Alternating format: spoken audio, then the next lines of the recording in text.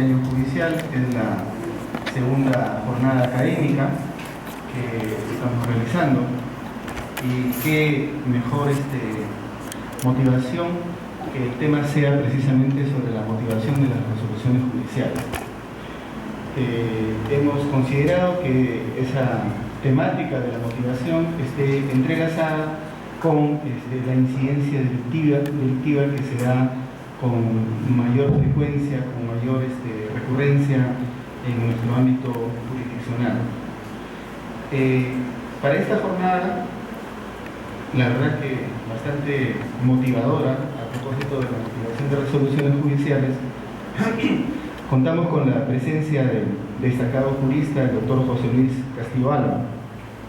El doctor Castillo es docente universitario, es docente de la Academia de la Magistratura, ha sido miembro del Comité Consultivo de la Comisión de Justicia y Derechos Humanos del Congreso de la República y asesor externo de la Comisión Permanente del mismo Congreso de la República. A la par de ser docente universitario y docente de la Academia, innumerables situaciones de carácter profesional son superlativas y son justificadas de ser destacadas en el caso del doctor Castillo.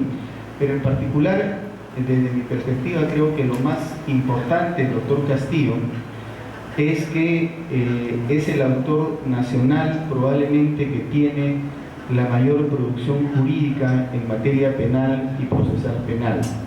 El doctor Castillo es autor del libro El homicidio, comentario de las figuras fundamentales, es autor del libro, la obra, Las consecuencias jurídico-económicas del delito, es autor también de una obra fundamental que es La falsedad documental.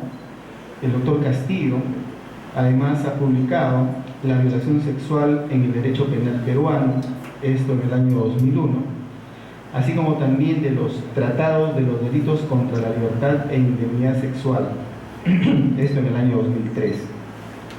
Tiene un libro fundamental con el prólogo del doctor Manuel Cancio Melián, creo fundamental porque recoge lo que desde mi perspectiva constituye la estructura fundamental del derecho penal, que es un libro sobre principios del derecho penal, que creo que es una obra fundamental en el ámbito de la dogmática nacional. Es autor además de la obra El delito de asociación ilícita. En coautoría con Roger Zabaleta y Manuel Luján ha publicado el libro Razonamiento Judicial. Y además es también coautor con Pérez y García Cabero del libro Colusión Ilegal. Bien, entonces estamos ante un jurista de la importancia del doctor Castillo por la frondosa producción bibliográfica. Pero creo que no se trata solamente de una cantidad considerable de obras jurídicas, todas, por cierto, y situación en la que a mí me consta, porque con frecuencia recurro a ellas. Lamentablemente no he tenido la capacidad económica para comprar todas sus obras, pues el doctor Castillo en algún momento tendrá la generosidad de obsequiarme algunas de ellas, pero por lo menos uso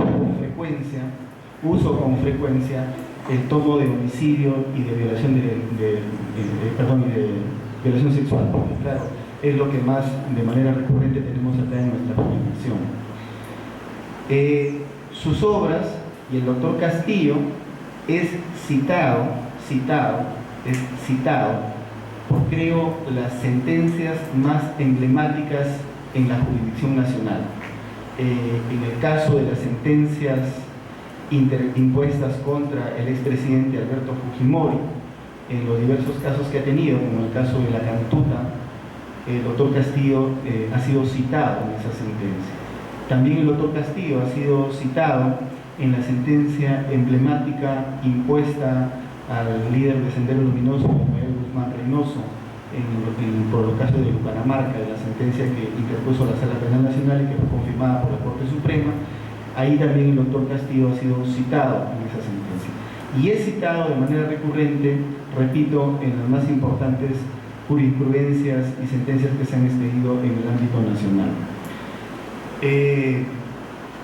Y a mí me consta, y tengo, porque estamos en algunos años en estos temas, hemos tenido la oportunidad de conocer a juristas nacionales destacados, todos por cierto muy inteligentes en el ámbito nacional, sobre todo de la generación del doctor Castillo, base 3 estamos hablando, que son muy buenos. En el caso del doctor Castillo, yo debo decirla con total honestidad, creo sin lugar a dudas que estamos ante el autor nacional de esa generación que tiene la mejor producción bibliográfica. De modo que escuchar al doctor José Luis Castillo Alba es para la Corte de Lima Sur, para la Sala Penal Permanente que organiza este conversatorio, bastante enaltecedor y positivo, y estoy seguro muy provechoso.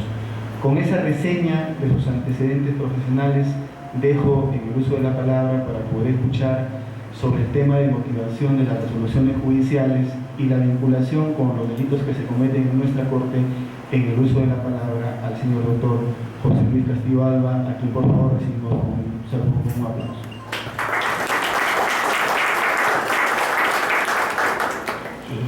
Muy buenas tardes, distinguidos amigos, querido doctor Marcos Serna Bazán, tus palabras las recibo no solamente con alegría y con sorpresa, sino con la generosidad de quien ha sido en las aulas universitarias mi profesor. Y tal vez lo que hemos trabajado en las publicaciones, en los artículos, en los libros, seguramente se debe a los pocos profesores de calidad, de rigurosidad que tuve en la universidad, como al doctor Marcos Serna Bazán, con quien me une una prolongada amistad, un gran respeto profesional. Se trata de un magistrado riguroso, serio, innovador, y que siempre tiene como meta ampliar y discutir los temas jurídicos en mayor actualidad.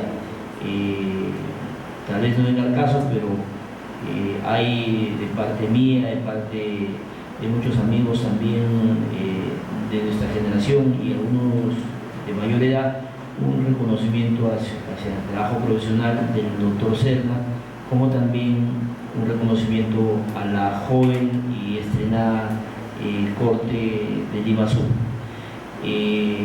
Dando ya por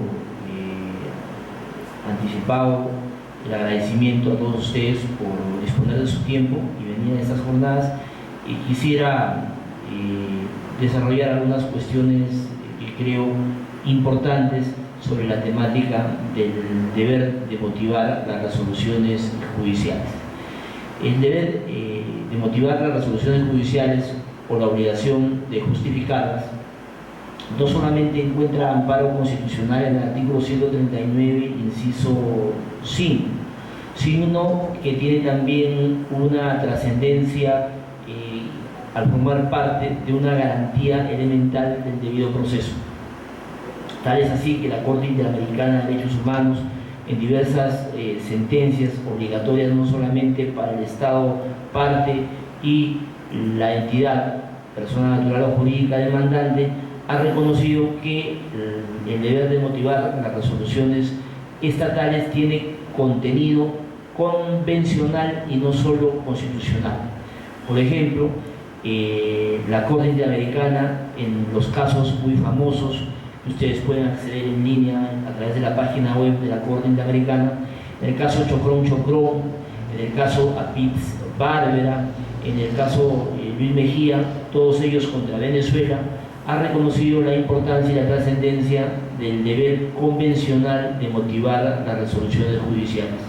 Y es que el deber de motivar las resoluciones judiciales se conecta en primer lugar con la garantía del debido proceso o con una regla elemental del proceso justo, porque decidir un caso, aplicar el derecho, supone no tanto establecer un criterio autocrático de esto es lo que yo creo como juez o como tribunal debe ser el derecho dinámico o el derecho aplicable, sino tiene que ser un proceso de racionalización, de razonabilidad y de expresión de argumentos respecto a cuál es la materia probatoria que se da por aceptada, como también cuál es el derecho aplicable.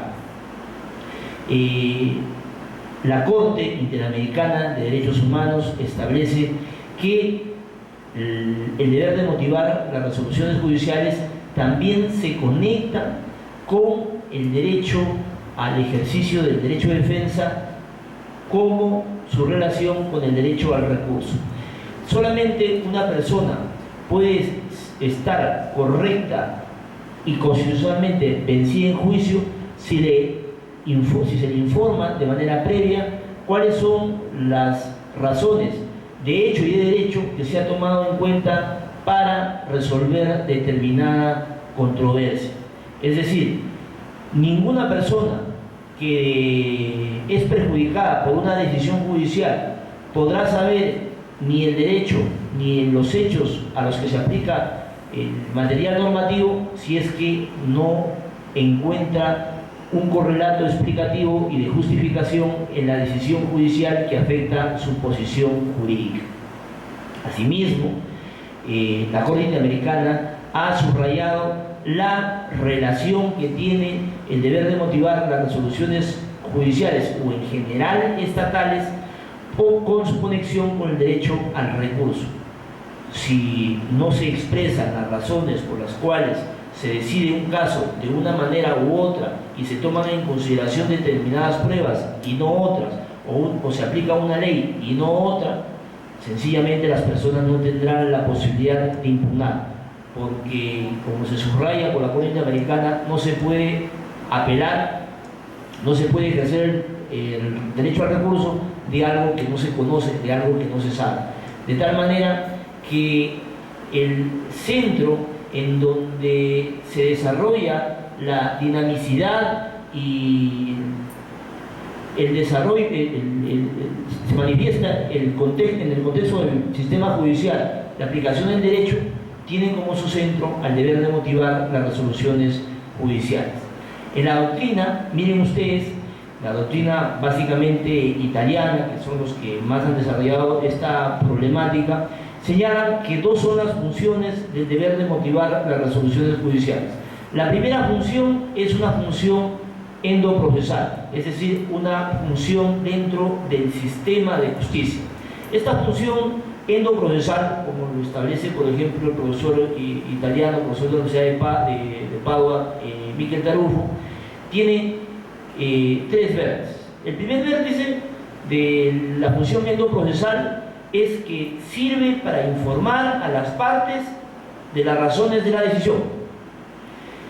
La segunda función o el segundo elemento de la función endoprocesal de la motivación es que los tribunales superiores sepan o conozcan las razones de la decisión del tribunal acuo, a fin de que se analice sus considerandos, sus fundamentos, y se vea la posibilidad de confirmar, revocar o anular o rescindir la decisión venida en grado, la decisión impugnada. Asimismo, el sistema de justicia se legitima dentro de los aspectos de la función endoprocesal cuando se cumple con aportar y precisar razones por qué un caso se resuelve de una determinada manera. Sin embargo, con el correr del tiempo, siendo esta concepción clásica, canónica o que refleja un conservadurismo o una posición puramente procesal del deber de motivar las resoluciones judiciales, existe una fundamentación de carácter político que explica satisfactoriamente la verdadera función del deber de motivar las resoluciones estatales, que es la función extraprocesal.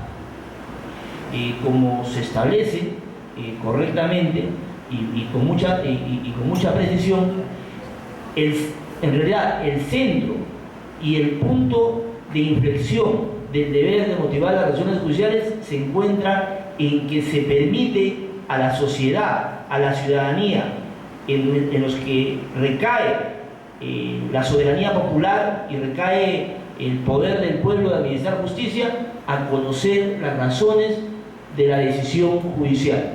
Esto en buena cuenta, mis queridos amigos, significa que a través del cumplimiento del deber de motivar las resoluciones judiciales se puede realizar una serie de controles sociales, políticos y no solamente formales, sino materiales de el cumplimiento de una obligación constitucional derivada del debido proceso, como también de un derecho humano fundamental, como es el deber de motivar las resoluciones estatales. ¿Esto qué significa, mis queridos amigos y amigas? Que no se debe ver solamente a la motivación de las resoluciones judiciales como una cuestión formal, como una cuestión que atañe o se relaciona únicamente con la parte que perdió el caso o las partes del proceso, parte ganadora, parte vencedora. Siempre en un proceso contencioso hay alguien que pierde y alguien que gana. No se tiene que ver simplemente con los órganos de justicia, no se tiene que ver tampoco con el derecho al recurso, no, es una visión estática, parcial, correcta, pero eminentemente jurídica, y ni siquiera jurídica, sino netamente procesal. La real dimensión del deber de motivar las resoluciones judiciales tiene que ver con el criterio de control político y democrático a una garantía constitucional. ¿Por qué? Los legisladores tienen su límite en la Constitución y ejercen su poder dentro de la Constitución. Los jueces tienen que decidir los casos dentro de la Constitución y la ley, pero el poder más soberano y más omnímodo que conoce un Estado constitucional es el poder de los jueces, en especial, junto también con el poder de otros funcionarios públicos. Y la única manera de controlar democráticamente el poder último en una democracia constitucional y a la actividad judicial es justamente exigiendo buenas razones, exigiendo justificación, exigiendo una motivación fáctica suficiente y una motivación jurídica coherente de por qué se resuelve un caso de una determinada manera.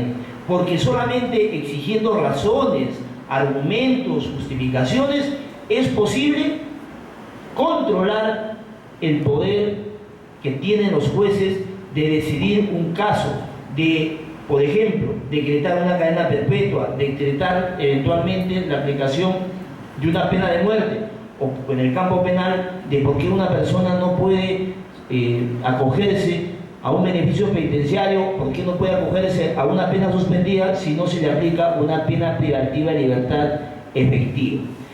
Por tanto, es la motivación de las resoluciones judiciales y el reconocimiento constitucional de dar buenas razones lo que permite controlar a la sociedad desde el punto de vista político y democrático el poder que ejercitan los magistrados como también la autoridad estatal.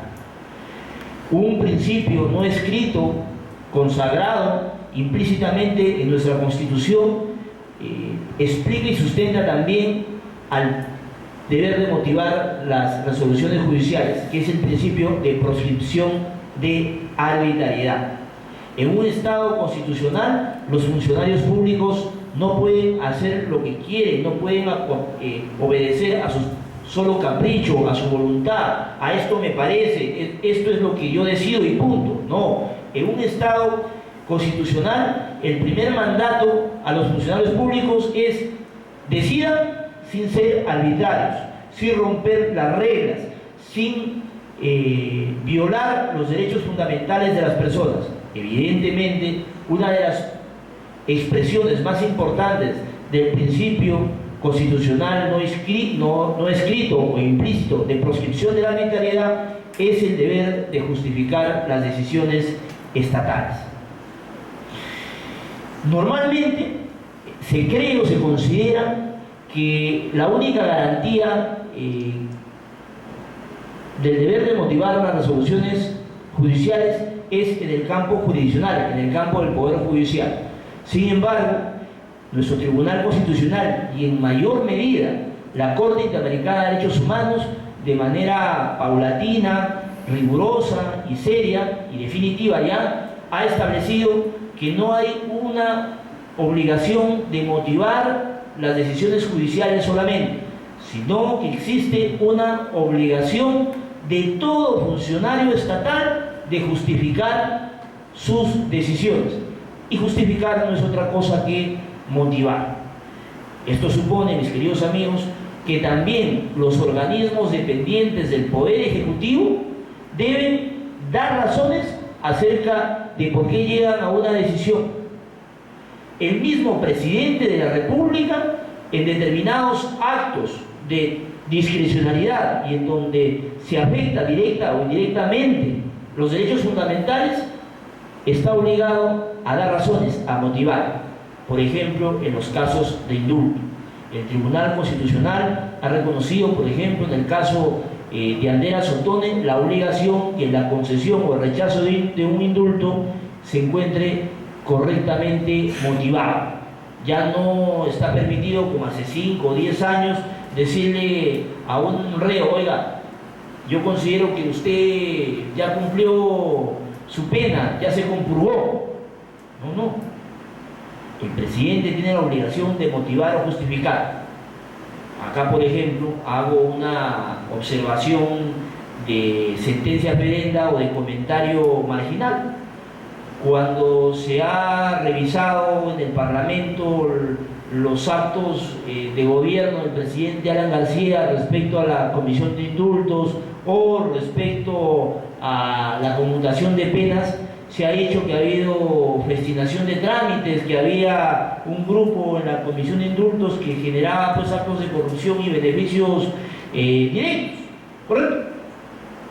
Bueno, pero nadie se ha dado cuenta que el defecto principal desde el punto de vista constitucional es que las resoluciones de conmutación de penas y de indultos no están motivadas.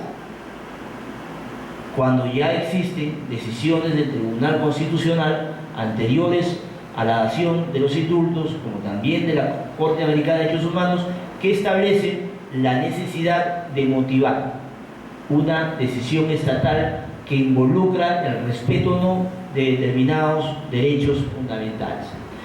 Por ejemplo, los policías, cuando hacen las citaciones, también tienen pues la obligación de motivar. Por ejemplo, un policía tiene la obligación, cuando cita a cualquier ciudadano por cualquier investigación,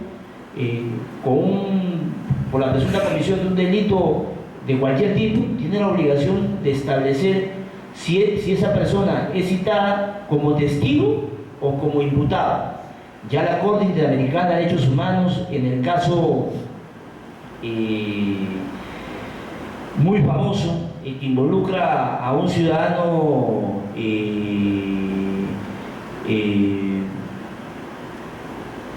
venezolano, en el caso Reyes Salazar, ha establecido la obligación de que se comunique a la persona cuando es citada cuál es la posición y la condición que tiene respecto al derecho. Y esto supone o que el Ministerio Público o que la policía motive, aunque sea de manera indiciaria o elemental, cuáles son las razones que tiene para citar a una persona.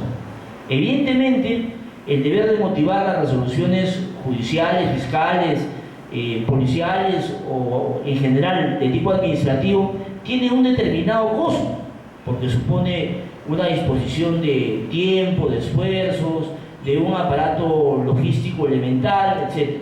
Pero es el precio que se tiene que pagar en un Estado de Derecho, mis queridos amigos, para respetar y racionalizar, primero, los derechos fundamentales y racionalizar el poder de los funcionarios públicos. Es indispensable que esta obligación constitucional y convencional sea contextualizada adecuadamente, no solamente como un deber formal, sino como una satisfacción constitucional de cómo se ejerce por parte de la población y de los ciudadanos un control al poder de los funcionarios públicos y en especial de los jueces. Las personas que tienen, no digo un poquito de edad, sino de mayor experiencia, acá recordarán, por ejemplo, que en la Corte Suprema de Justicia, en la década del 90, 95, y no tengo más que decir en la década del 70 y 80, los casos se resolvían en 3 líneas y simplemente se decía con lo expuesto por el fiscal supremo. En 3 líneas se confirmaba cadenas perpetuas, se confirmaba penas de 20 años o sin dar razones se absolvía a una persona por sabe Dios qué causas. Esa era la justicia en el Perú, en nuestra máxima representación del Poder Judicial en la mayor instancia, la Corte Suprema. Hoy las cosas han cambiado por completo, pero todavía sigue y hay pendiente un camino por recorrer. ¿Por qué? Porque ahora se habla de la obligación de motivar las resoluciones judiciales y se piensa que motivar una resolución judicial es dar cuenta en una resolución frondosa, amplia, de 15, 20, 30 páginas o 60 páginas o la que fuera, de cómo y por qué se decide un caso.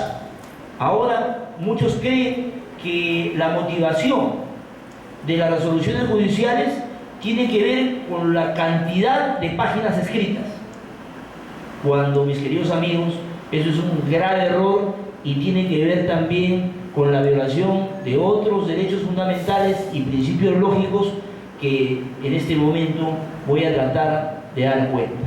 En principio, la motivación que tiene cobertura constitucional y convencional no es cualquier motivación. Motivación no significa escribir. Motivación no significa citar textos de leyes. Motivar no significa hacer un resumen sintético de la acusación fiscal, ni tampoco de las incidencias procesales. Motivar. Motivar suficientemente supone, a grandes rasgos, 5 cuestiones fundamentales.